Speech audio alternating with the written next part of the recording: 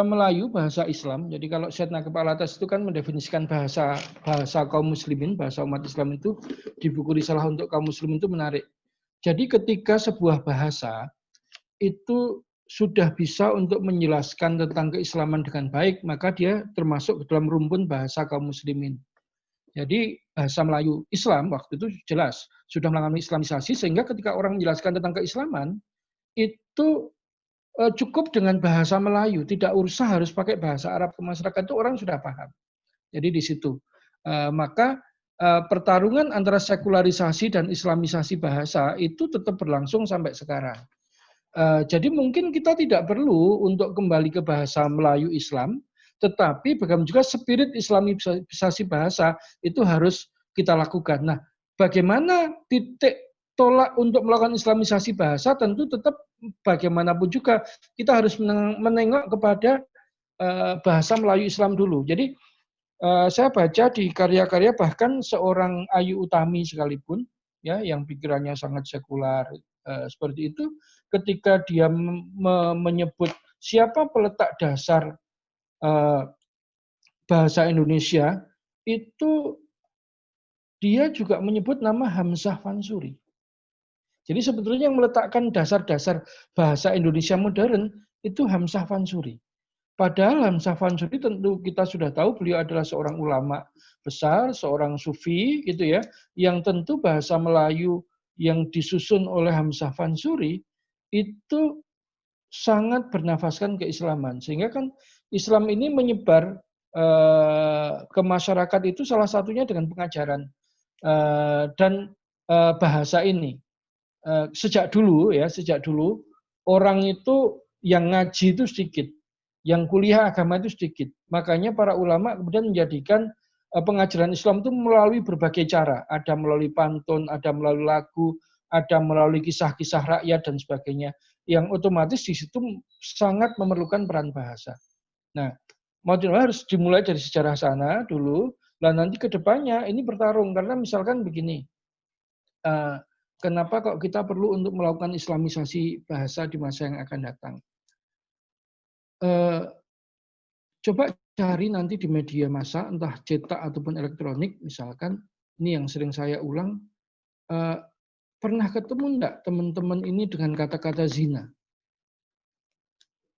Karena sekularisasi bahasa tadi, orang menyebut kata seks.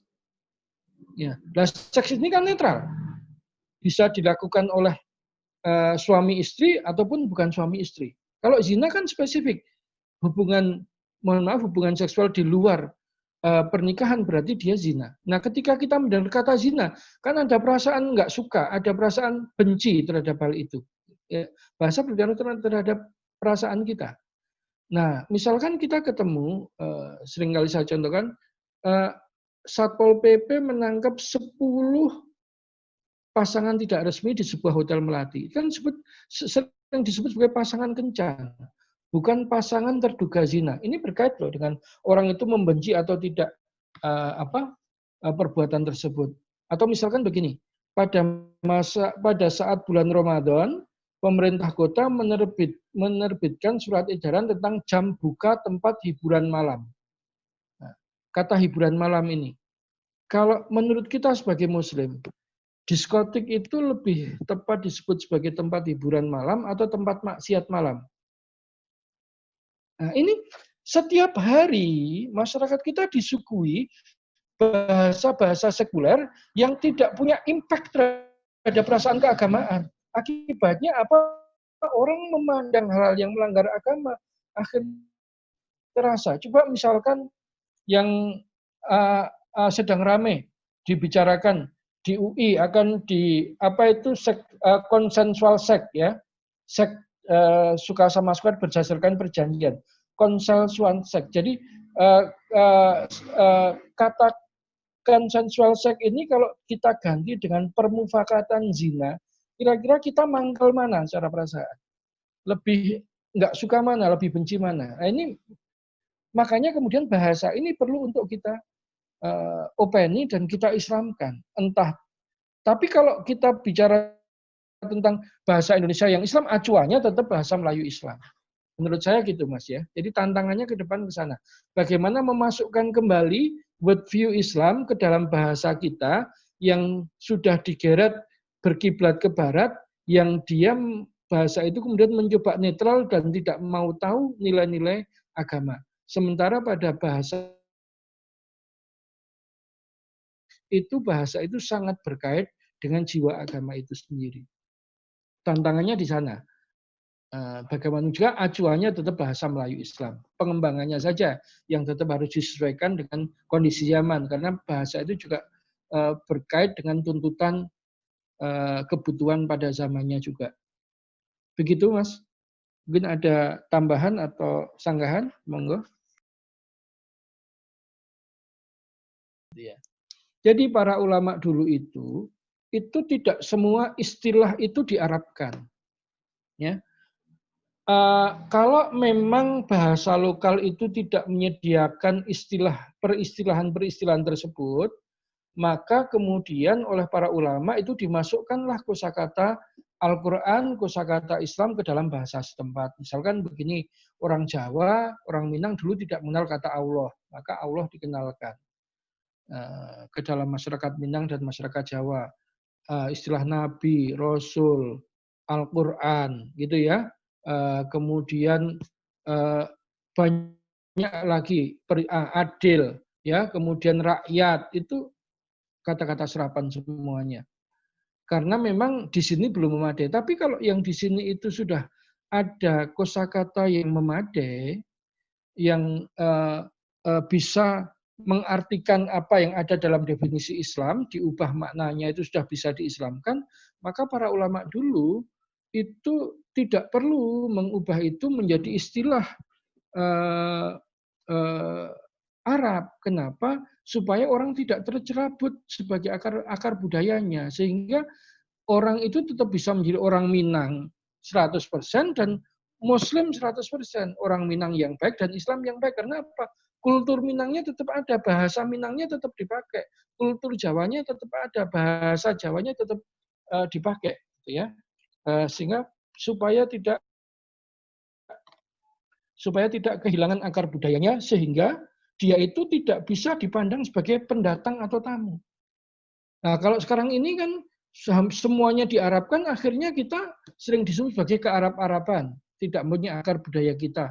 Kalau di Jawa ini sudah parah. Kita seolah-olah disuruh milih, kamu mau jadi orang Islam yang baik atau orang Jawa yang baik. Seolah-olah kalau jadi orang Islam yang baik, itu kejawaannya akan berkurang. Kalau orang menjadi Jawa yang baik, itu akan dekat klenik dan keislamannya berkurang. Nah, ini sebetulnya hal itu tidak perlu dikonfrontasikan. Sehingga para ulama kita, misalkan kita sampai sekarang masih memakai istilah Jawa, dan bukan istilah Jawa, bahkan istilah Hindu-Buddha. Tetapi tetap dipakai dan itu tidak masalah karena maknanya sudah diislamkan. Sebagai contoh begini, kalau orang soleh, dia meninggal akan masuk surga. Kalau orang jahat, koruptor, pemerkosa, ketika dia meninggal dia akan masuk neraka. Nah, kata surga dan neraka itu bukan hanya istilah Jawa, itu istilah dari agama Hindu. Tetapi makna dari surga itu bisa diislamkan sehingga ketika orang bicara surga, maka dia berbicara sebagaimana jannah dalam Islam. Ketika berbicara tentang neraka, sebagaimana nar dalam Islam. Kalau bulan Ramadan kita menjalankan puasa. Dan itu tidak masalah. Puasa itu kalau dalam tradisi keilmuan Hindu itu puasa itu orang mempelajari kitab Veda sampai dia lupa makan dan minum karena saking asiknya belajar kitab, maka kemudian ketika orang Jawa ketemu orang kok nggak makan minum di siang hari, oh orang itu lagi melakukan puasa. Dan para ulama tidak perlu memandang itu perlu diganti. Kenapa? Karena kemudian puasa itu bisa diidentikan dengan saum. Gitu ya. Nah, itu jadi apalagi cuma aku, kamu, ibu, bapak itu sebenarnya bahasa lokal itu sudah memenuhi dan dengan itu kita tetap menjadi orang Minang yang baik dan orang yang Islam sekaligus orang Islam yang baik, orang Jawa yang baik sekaligus orang Islam yang baik. Itu fungsi dari Islamisasi kebudayaan. Ini kalau kita melihat definisi yang paling pasti yang ada di bukunya Dr. Samsudin Arif yang dunia Islam dan orientalisme dan diabolisme intelektual. Itu beliau menggambarkan ketika Islam ini akhirnya masuk ke peradaban-peradaban non-Arab, peradaban-peradaban yang lain, bertemu dengan aneka macam ragam suku, agama, kebudayaan, dan ketika mereka berbondong-bondong masuk ke Islam, maka kemudian terjadi proses islamisasi kebudayaan. Nah, islamisasi ini bukan hanya nyomot ngambil saja, tidak. Dalam islamisasi itu ada proses adopsi, ada proses adapsi. Jadi di-screening dulu, dan maknanya diubah dulu untuk disesuaikan dengan Islamic worldview. Baru setelah itu dia sudah masuk menjadi bahasa umat Islam.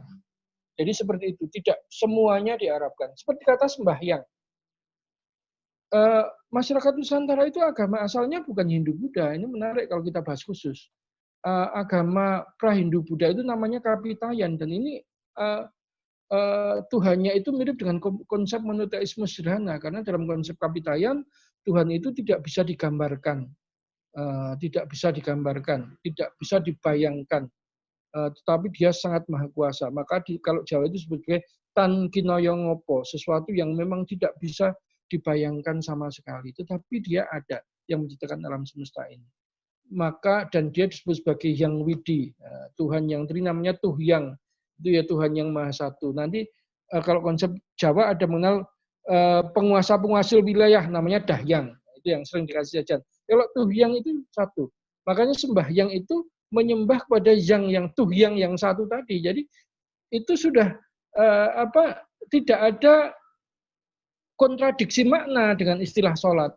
Makanya para orang tua dulu tetap memakai kalimat itu, ya, kata-kata itu untuk menyebut kata sholat, karena memang secara makna sembahyang itu akhirnya diartikan sholat, gitu ya. Jadi begitu Mas ya.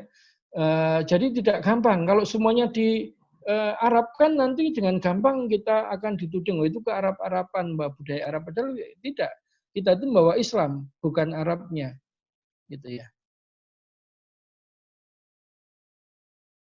Lalu apa yang harus dipersiapkan teman-teman Muslim? Kalau saya katakan tadi kan teman-teman kiri ini dia punya imajinasi tentang Indonesia yang cukup utuh dengan membaca karya-karya Pramudia Anantatur. Jadi kan karya Pramudia ini sekarang sangat laris kembali ya di kalangan anak-anak muda.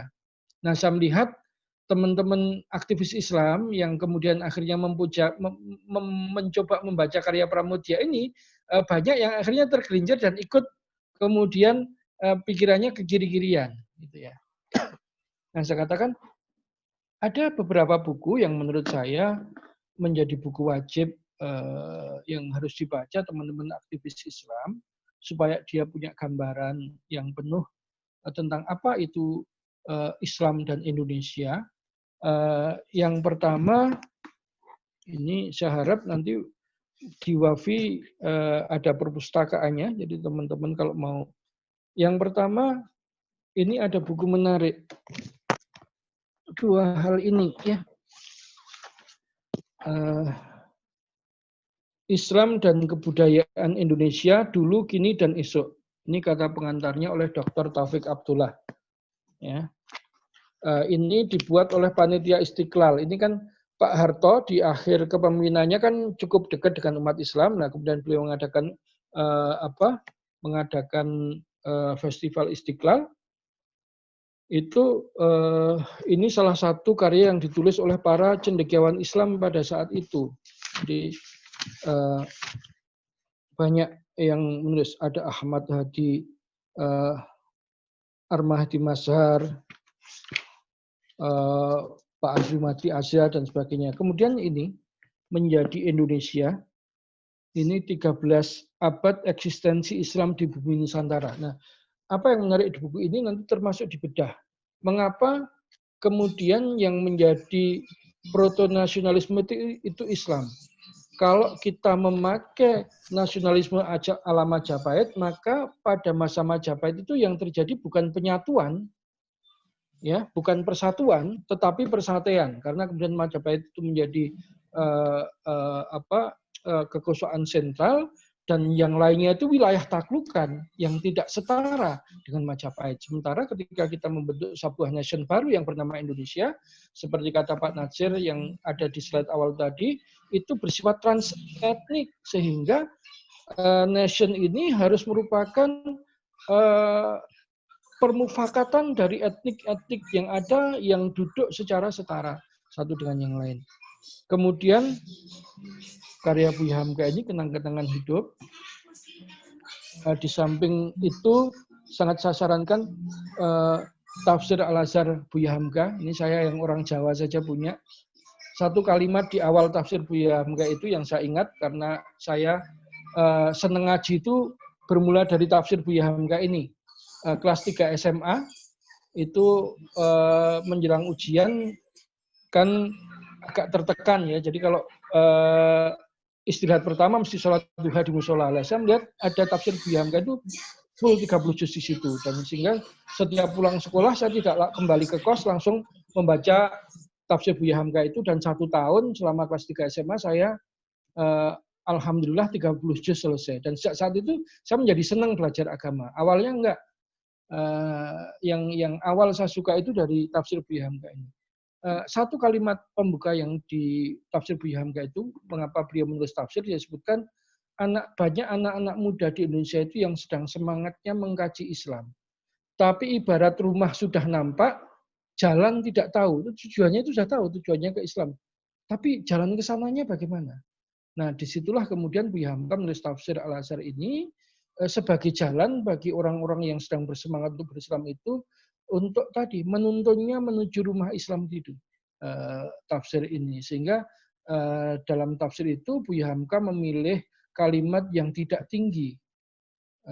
Sehingga tafsir bayangan Buya Hamka yang membaca tafsir ini ada tukang becak, ada guru SD, ada dosen, ada profesor, ada dokter, sehingga bahasa yang digunakan oleh Buya Hamka itu bahasa yang dipahami oleh orang-orang tersebut. Kalau politik, saran saya baca buku Kapital Selektanya Pak Natsir. Itu ada 3 jilid. Dan kalau untuk dakwah, satu buku kecil yang menurut saya harus dimiliki dan dibahas, dikupas, itu judulnya Percakapan Antar Generasi, Pesan Perjuangan Seorang Bapak. Ini PDF-nya sudah banyak beredar karena buku ini sudah tidak terbit lagi. Itu wawancara 6 cendekiawan muda Jogja saat itu, Pak Kunto Wijoyo, Pak Amin Rais, Pak Yahya Muhaimin, ada yang dari Bandung itu Endang Saifuddin Ansori, Pak Watik Pratiknya dengan Pak Natsir. Waktu itu anak-anak muda tersebut baru saja lulus dari Amerika. Pak Natsir usianya 80 tahun. Sehingga usia yang sangat matang menjelaskan bagaimana perjalanan perjuangan beliau sejak awal sampai akhir dan termasuk tantangan-tantangan dakwah di Indonesia. Nah, di samping buku-buku yang lain, tapi buku-buku tadi saya katakan paling tidak itu kalau kita ingin kemudian ketika bertemu dengan teman kiri kita juga mampu berbicara tentang konsep Indonesia dan Islam, bagaimana Islam nanti akan memberikan perspektif bagi keindonesiaan di masa yang akan datang dan perspektif dalam baca sejarah yang bisa mengimbangi karya-karya Pram, maka tadi buku-buku itu menurut saya merupakan buku-buku dasar, buku-buku elementer yang harus dibaca dan dibahas. Karena apa? Karena kalau di Wafi ini mungkin saya bincang dengan banyak teman mahasiswa, tentu tantangan-tantangan inilah yang real kita temui dalam dunia pergerakan di kampus. Jadi itu mungkin tambahan dari saya, Mas. Monggo kalau ada yang mau tanya lagi silahkan. Agama ini digunakan untuk menyebut semuanya. Di Indonesia ada 6 agama, misalkan ada agama Hindu, Buddha, Kristen, Islam, ya, Konghucu, itu ya. Ini semua bisa disebut sebagai agama. Karena apa? Kalau dalam definisi para founding fathers dulu, paling tidak kriteria agama itu ada 3. Ada Tuhan yang disembah, ada utusan, dan ada kitab. Itu yang disebut agama. Makanya kalau tidak punya ketiga hal itu, dia ya hanya aliran kepercayaan. Gitu loh. Nah, ketika kita bicara tentang istilah secara sosiologis di masyarakat. Nah, bahwa nanti tiap-tiap agama mempunyai tafsir sendiri-sendiri, mempunyai definisi sendiri tentang apa itu agama, itu ya itu sudah pembahasan internal, Pak. Misalkan begini, coba dicari, pernahkah Islam menyebut kata Yahudi dan Nasara itu sebagai din? Kalau milah iya. Nah, ini menarik, para ahli tafsir harus memikirkan, apa beda milah dengan din? Itu ya. Tapi kalau diumumkan tidak mungkin kita membedakan, Islam, Kristen, ya semuanya agama. Nah, nanti kalau agama, kalau belajar Kristen, misalkan saya kebetulan mendalami kristenisasi dan banyak belajar tentang buku agama Kristen, di Kristen itu yang namanya agama itu bukan sistem kepercayaan, Pak. Yang utama agama itu adalah gereja. Jadi beragama, kata Pater Tom Jacob, itu berarti menggereja. Jadi orang Kristen itu harus punya kartu tanda anggota gereja. Harus jelas, Kristen Katolik, Kristen Jawa, Kristen Pantekosta, Kristen Baptis, atau apalagi yang lain. Jadi beragama itu berarti menjadi anggota gereja. Dalam Kristen seperti itu. Sehingga kata agama ketika kemudian dihadapkan dengan definisi peragama, tentu ya itu harus diperluas pembahasannya, gitu ya. Sehingga perlu jelaskan bahwa agama kalau dalam internal Islam itu ada din. Din itu kalau menurut Syed Naqib ada beberapa makna, ya, ada penghambaan, ada keberhutangan dan sebagainya. Itu nanti Ustadz Mesra mungkin lebih paham tentang itu. Jadi seperti itu, Pak. Kata agama ini istilah sosiologis yang dipakai untuk umum di masyarakat umum. Kita menyebut nama agama. Tapi kalau ke internal Islam, tentu istilah din itu tidak sama dengan istilah agama tadi. Makanya ketika kita bicara tentang term-term keagamaan Islam, itu harus kita sesuaikan dengan term-term keagamaan menurut keilmuan Islam. Itu, Pak, pendapat saya. Jadi begini, ketika saya mencoba menelusuri wacana Islam Nusantara, paling tidak saya menemukan ada 3 varian Islam Nusantara. Yang pertama, Islam Nusantara yang diusung oleh kelompok-kelompok yang pikirannya liberal. Ini sebetulnya agendanya tidak jauh beda dengan jaringan Islam liberal dulu, tapi mereka mencoba lebih membumi. Tapi intinya adalah bagaimana kemudian seringkali yang terjadi adalah dekonstruksi paham keislaman dan mempertentangkan antara Islam lokal dengan Islam internasional, itu pertentangan, gitu ya. Yang kedua dari kalangan politisi, ini lebih susah lagi karena banyak kemudian yang memakai ini untuk membedakan antara Islam Nusantara dengan kelompok transnasional, berhadapan dengan teman-teman HTI dan teman-teman Tarbiyah, teman-teman Ikhwanul Muslimin. Nah, ini lain lagi. Tapi ada juga kalangan Islam Nusantara yang memang mereka berasal dari kultur dan tradisi pesantren, yang memang dia itu mencoba menggali khasanah kitab-kitab klasik, karya-karya ulama Nusantara untuk diterbitkan lagi, ditelaah lagi, dipelajari lagi, sehingga kita bisa mampu menyambung wacana dari sejak era Wali Songo sampai sekarang. Kalau orang Jawa itu seperti apa. Dan ini wujudnya sudah ada contohnya. Misalkan ini buku yang menarik. Saya, Jawa dan Islam. Ini kayak Kiai muda dari Jogja, Ustadz Irfan Afifi. Ini ayah beliau dulu, kakak beliau dulu merupakan pengikut Pangeran Diponegoro yang akhirnya lari ke Ngawi dan mendirikan pesantren di sana. Di sini Ustadz Irfan Afifi menunjukkan bahwa sebetulnya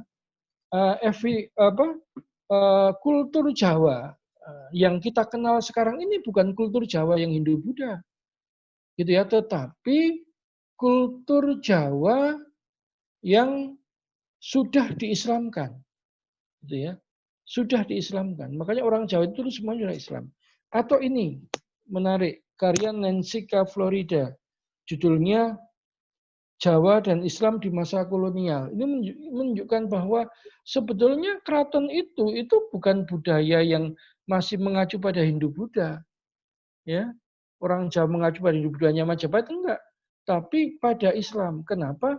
Karena ternyata dalam naskah keraton itu dari 500 naskah itu hanya 15% yang tidak bercerita tentang keislaman.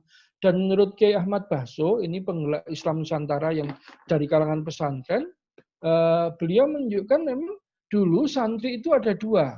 santri yang menetap dan santri yang tidak menetap. Nah, santri tidak menetap itu banyak dari kalangan bangsawan keraton.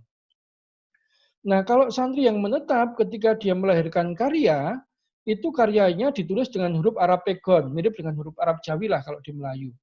Nah, sementara santri yang tidak menetap tadi, ketika dia menghasilkan karya, karyanya tetap ditulis dengan menggunakan huruf Jawa, gitu ya. Tetapi isinya tentang tetap kajian yang diikuti di pesantren tersebut, gitu ya. Sehingga saya pernah ke mana? Ke, ke Museum Radio Pustoko. Nah, Museum Radio Pustoko itu Museum Radio Pustoko itu ada namanya kitab kuno judulnya Serat Yusuf, bercerita tentang kehidupan Nabi Yusuf. Itu tebal sekali. Kira-kira berapa ya tebalnya itu 10 cm lebih lah. Itu ditulis dengan menggunakan huruf Arab Jawa, dengan menggunakan huruf Jawa, tetapi berkisah tentang Nabi Yusuf. Atau ada yang lebih menarik, kitab yang judulnya Kitab Hadis 40 tentang kiamat. Judulnya Kitab Hadis Kawandoso atau Kitab Hadis 40. Ini menarik. Kitab itu hadisnya ditulis dengan menggunakan huruf Jawa, tetapi bahasanya bahasa Arab. Transliterasinya sudah ada, berarti sudah ada transliterasi bagaimana menuliskan huruf Arab ke dalam bahasa Arab ke dalam bahasa Jawa pada saat itu. Nah, ini menarik. Nah, ini semuanya santri. Nah, oleh santri Nusantara, karya-karya keislaman yang berasal dari tradisi lokal itulah yang sekarang digali untuk dipelajari kembali. Nah, kalau kelompok ini, saya termasuk yang sering membaca karyanya. Jadi, dari istilah tadi, tidak bisa kita pukul rata, karena tadi ada yang liberal, ada yang politis, dan ada yang serius untuk mengembangkan kembali budaya literasi pesantren. Jadi seperti itu.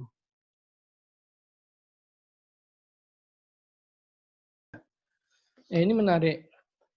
Yang pertama, kalau meningkat sendirian itu memang kadang-kadang berat. Kita harus punya komunitas. Nah, kalau seperti di Jogja itu saya ada teman namanya komunitas RES, Read and Eat Society. Jadi anak-anak yang punya hobi baca dan ngemil.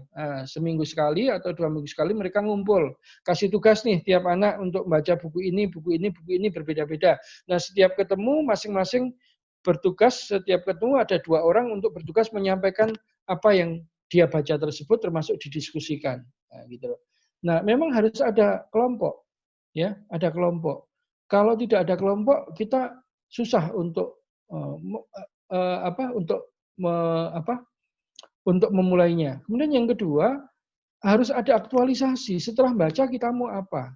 Kalau saya setelah baca, saya banyak ke lapang, bertemu dengan petani, saya biasa ketemu dengan orang yang murtad, juga ketemu dengan yang mu'alaf, ketemu dengan misionaris, ketemu dengan pastor, kita diskusi. Nah, nanti hasil bacaan kita itu mendapat pengayaan. Dari diskusi itu kita cocokkan dengan hasil yang kita baca.